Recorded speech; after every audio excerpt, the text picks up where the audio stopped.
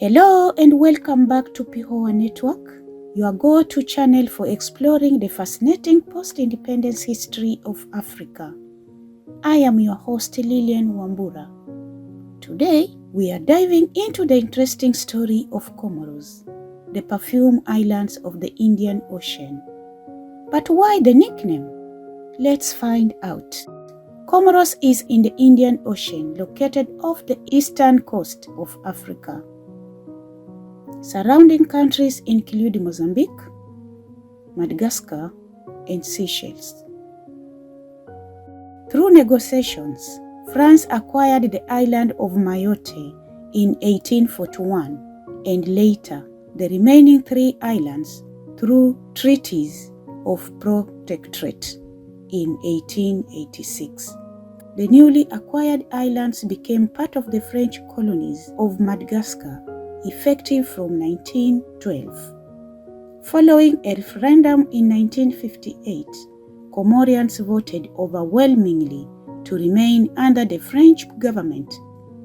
In 1968, the Comorian Democratic Union (UDC) and Democratic Rally of the Comorian People (RDPC) were formed.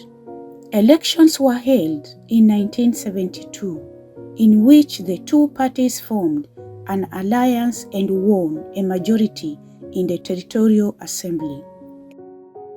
A negotiated settlement with France decided on granting independence in 1978. The islands voted overwhelmingly, except Mayotte, who abstained, resulting to an international crisis with France. Rather than waiting until 1978, Comoros made a unilateral declaration of independence on 6 July 1975. UZIMA, an alliance between RDPC and UDC under the leadership of the first president, Ahmed Abdallah, formed the independence government. Dissidents from UZIMA under the leadership of Ali Swaleh created Umma Party Alliance. A month later, the UZIMA government was overthrown in a coup d'etat led by Said Mohamed Jafari on 3 August 1975. Swaleh in turn overthrew Jafari in January 1976. A French mercenary, Robert Dinard, was hired by Swaleh to accomplish the mission. Swaleh became the first president of the Revolutionary Councils. He used a referendum in 1977 to endorse his presidential mandate. As a former Muslim turned atheist, he implemented a socialist anti-Islamic state. His ideology, rooted on Maoism, aimed towards economic sufficiency and curbing on public resource wastage. Eventually, his government was overthrown in a coup sponsored by Ahmed Abdallah and led by Dinard in May 1978. A provisional government headed by Said Atmani took control and immediately handed over to Ahmed Abdallah, the former president, and Mohamed Ahmed, and the two became joint presidents. They renamed the country as Federal and Islamic Republic of Comoros. Thereafter, Abdallah was named sole president. In his second regime, Abdallah made Dinard head of the Presidential Guard. In 1982, Abdallah formed a new party, Comorian Union for Progress, UCP, and established a one-party state. In November 1989, Abdallah was shot dead in yet another coup by Dinard, Said Mohamed Johar. Johar took over following the overthrow of Abdallah and ruled until 1995, when he was also overthrown by Dinard. After being held prisoner, the French evacuated him to Reunion. While in Reunion, he received medical treatment and allowed back to presidency in January 1996. Presidential elections were held in March 1996, and Mohamed Taqi Abdul Karim emerged winner. Abdul Karim ruled Comoros until his death in November 1998. During his era, a secessionist issue emerged. The islands of Mzingwani and Mwali expressed a desire to restore French rule in 1997.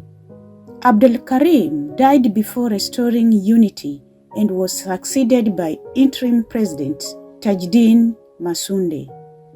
In April 1999, Army Chief of Staff Azali Assoumani overthrew the interim government, accusing it of weakness in times of adversity. In July, Assoumani signed an accord with the secessionists. They agreed on rotative presidency in December 2001 in a new draft constitution. Each island was also granted partial autonomy. The first election under the new constitution was held in 2002, in which Assoumani from Grand Comoros was elected president. The next term went to Mzingwani, in which Ahmed Abdallah Sambi won.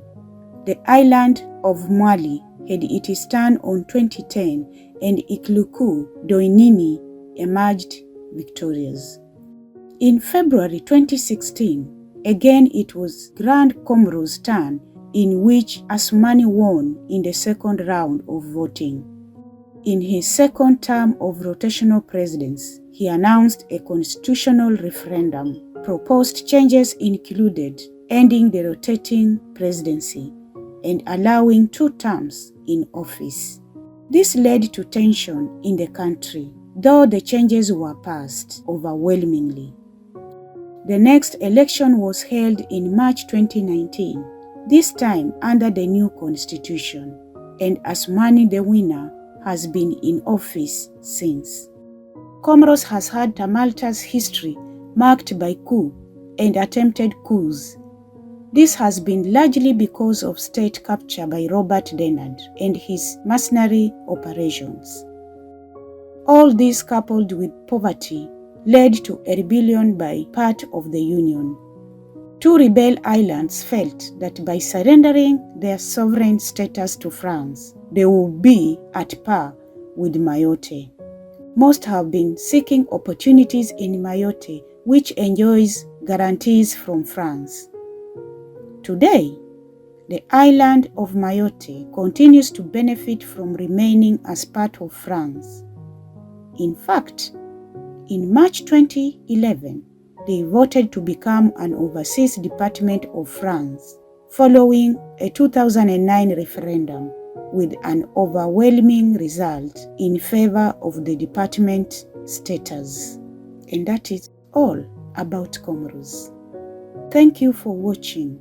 Please don't forget to subscribe, share, and like to keep Pihowa Network alive. Thank you.